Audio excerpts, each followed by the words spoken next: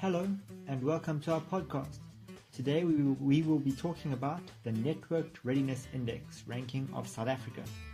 I'm joined today by Huzaifa and Lukman, who will be debating whether or not to invest in South Africa based on its NRI ranking. South Africa, as many of you know, is a developing country that is currently rated 65 on the NRI.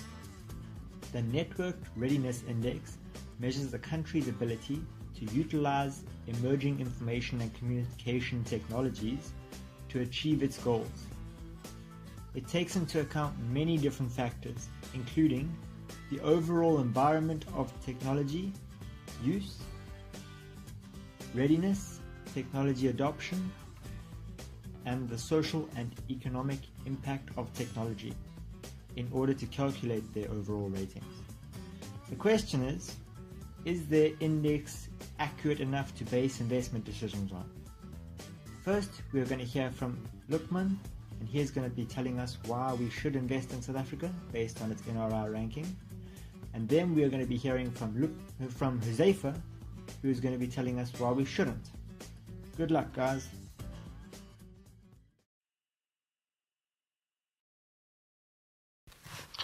This is Lukman. The NRI will be good for investors as it provides them with a broad scope and gives an excellent indication as to how South Africa is performing with respect to other countries. According to the NRI ranking of 136 countries, South Africa has managed to jump 10 places from 75th to 65th in 2016. I agree with your points, Lukman. However, this assessment leverages external sources for the required data. How can we as investors trust this NRI assessment when the data is not collected itself for the purpose of the assessment? Well, what you're saying might be true. The NRI assessment still is relevant data for investors as it's reflection of a country's state and potential. For example, investors can use it as a guide to determine if the country is growing.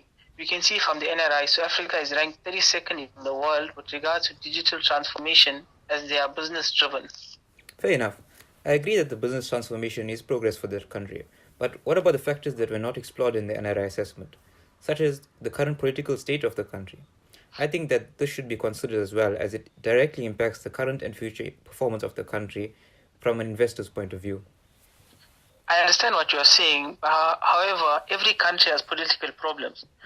But the NRI allows for countries to combat some of these problems by amending the ICT policies.